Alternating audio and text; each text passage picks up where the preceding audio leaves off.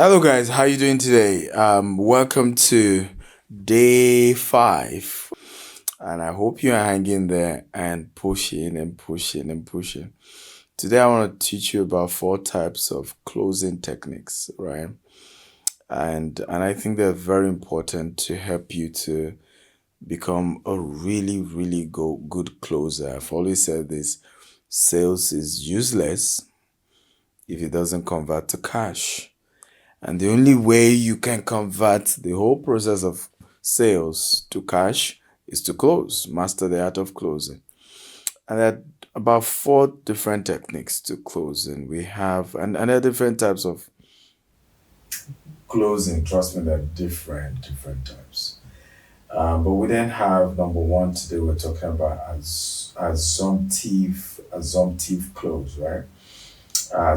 Assume the deal is done and motivate the prospect to what? To close. And I've done this many times in when I try to close, because I think I shared this in day 3 when we're talking about closing proper. Yes, day 3, we started with marketing, then day 2 we did sales, day 3 we did closing, day 4 we continue the conversation with marketing, right? And day 5 we're looking at techniques to closing. I've had situation, I should mention that there, where I just go straight to the point with the prospect to say, hey, are you ready to pay now? And in some cases I just send account details and all the details for the customer to just go ahead and make payment. And some of these things are very powerful in the art of selling, because you want to be very motivated in your conversation when you want to do presumptive close, to say, hey, I'm excited. I'm sending you the contract right now. I'm sending you the agreement. I'm sending you the details. Just make your payment. Now, you're assuming that the person is ready to close. And because sometimes you never know. Now, you will probably say, but what if the person isn't ready? It's better. At least they can now get back to you and say, hey, hold on. And I've got to such. Hold on. I don't even know what you are trying to sell me.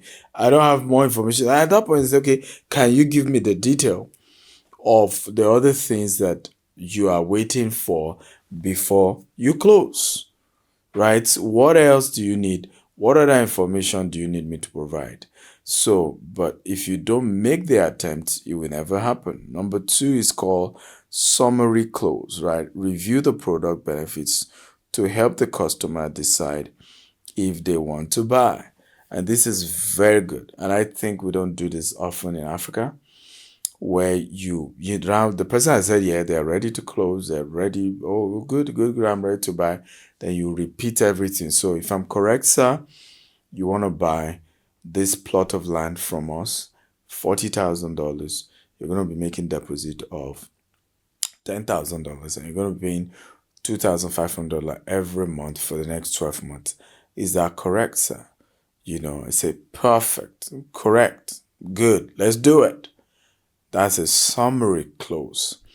And you're able to summarize the entire benefits and the value, in the course of closing with them. The 3rd one is takeaway close. Make the prospect feel like they are losing out on the deal. And sometimes the strategy around this could be creating a scarcity as well. Right? There are 2 units left, and I'm sorry if you don't pay right now. There are other people who are also interested. You will lose out this deal. And sometimes people feel maybe, will I not be lying? You have to do things like this without lying. And I'll give an example of examples that I've had to do. I have over 100,000 email list, when I was actively doing sales. And I have a huge number of people on social media. So by the time I'm sending the sales copy, I'm clearly making it known to the person to say, hey, number 1, this mail is going to my 100,000 email list. Number 2, I'm also pushing across my social media. Cut the long story short, there are 300,000 people who are going to get this. And we only have 5 copies of this to be sold. So, first of all, you need to know that there's a huge demand on this.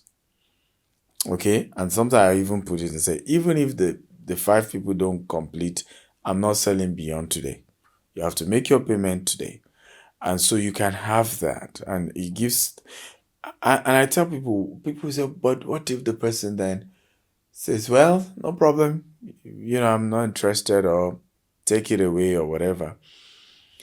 Here is the powerful thing life has shown me. It's really, really powerful. That even when it then look as though you're losing out, you really then know the real intention of the prospect. Because in many cases, many of us are wasting too much energy with people who are not really ready to do business with us. Right? They are not ready. And so you have this, assumption, this hope, the deal is going to come through, you're excited about something that really, really there is. So this helps you to really know whether the person, the prospect is ready or they're not ready, whether they're eventually going to do business with you or not. And I've had situations whereby, I do the takeaway close and the client doesn't buy and they come back 2 years later and even end up paying more. And it helped them to take me serious because they remember that, I still met somebody in the US who said, Dr. Steven, I used to know you when you were selling a particular land 1.5 million. I saw the land move from 1.5 to 3 to 4 to 8 to 10 to today over 30 million per plot. And I regret not buying it because I had one call, I'd even agree with you I was going to pay. And then my sister said, oh, these people, you can't trust them, they're scammers. I eventually didn't pay and I have a regret. And now, going forward, I don't care what anybody say to me. This year, I'm working with you. Right? You see? So if I didn't insist on a takeaway clause, they will not regret. So sometimes here, it's okay that some clients you do a takeaway clause and years later they come back, they will even respect you better than to leave the transaction open-ended anyway. Number 4, close is question close. So ask probing questions to help the prospect answer why they are not accepting the deal. Okay? Have you heard enough to make a decision? Remember, we talked about that on day 3. Okay? Are there reasons why you haven't made your payment yet? Are there reasons why you've not signed the contract yet? Right? So you can probe to a point of actually eventually closing because you may never realize what exactly is worrying them or the reason why they're not paying or the reason why they're hesitating. But in the course of this whole entire conversation, this goes a long, long way in helping in a great way. So, the question close is very powerful. Are you ready to pay now? Have you had enough to make a decision? Is there a reason why you are not closing yet? Okay, what can I do to turn this no to a yes? I've heard a particular big movie executive share a story of how when she wanted to start a TV show and she had that challenge where she went to this big company. Okay, I want, TV company. I want to start my show, blah, blah, blah, blah. And, at the end of the day, they gave her a no. And, she was devastated. But at some point, an idea came to her and say, why not beg these people for a meeting? And in that meeting, ask them why they said no. And ask them what you can do to turn the no to a yes. And strangely, they agreed for the meeting. And then she asked them why they said no. She said, well, because you don't have a sponsor.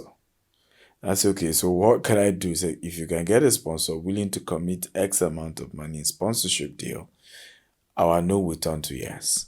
And guess what? She was able to rally around her contacts and those she knows. She was able to get a sponsor who made that commitment, a particular bank. And boom, that's how the show was born. If she had left just being pissed off, they said, no, these people are not serious, she would have lost the deal and will not have had a TV show.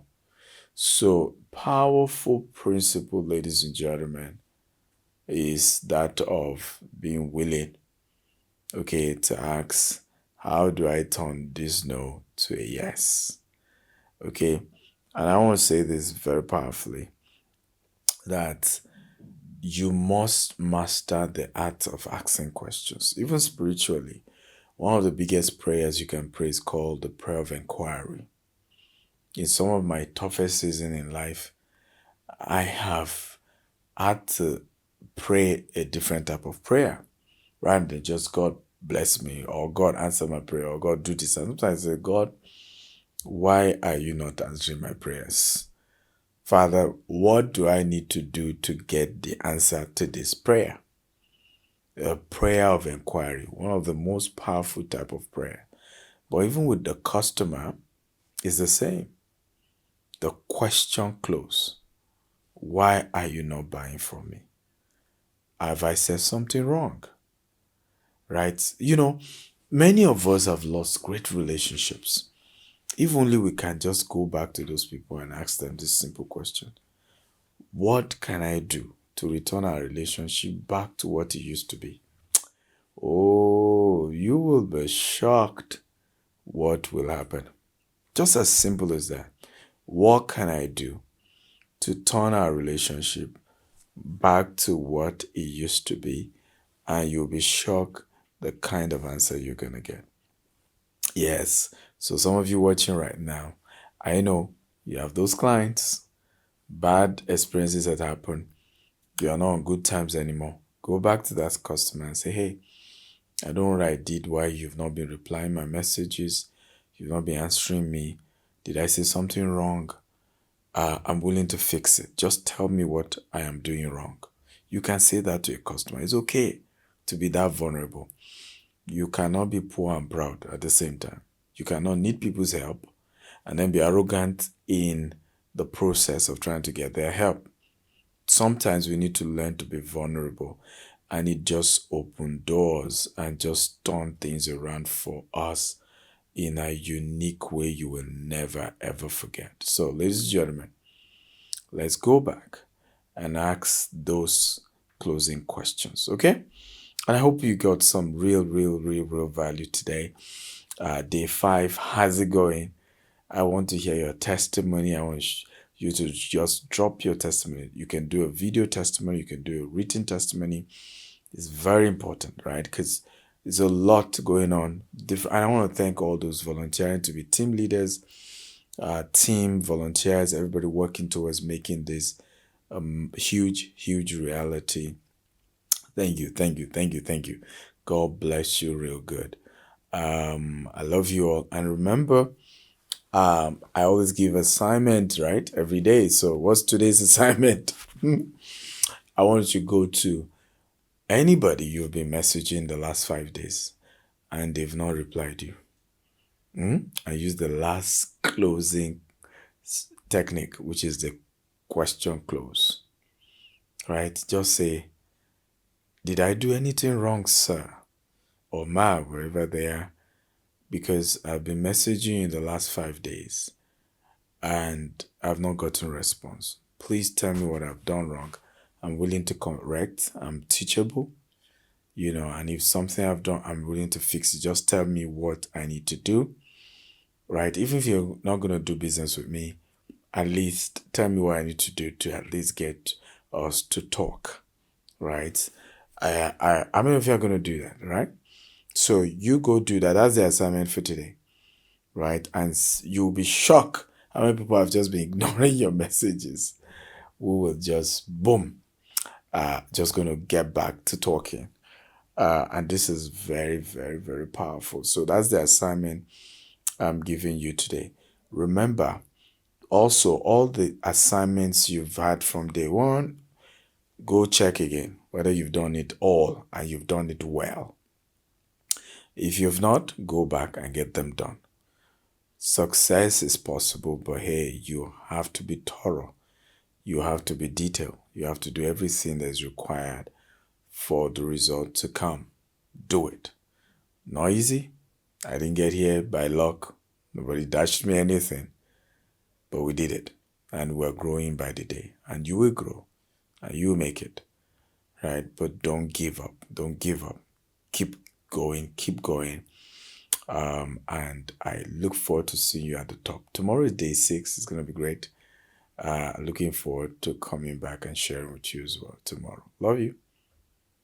I'm Dr. Stephen Akintayo.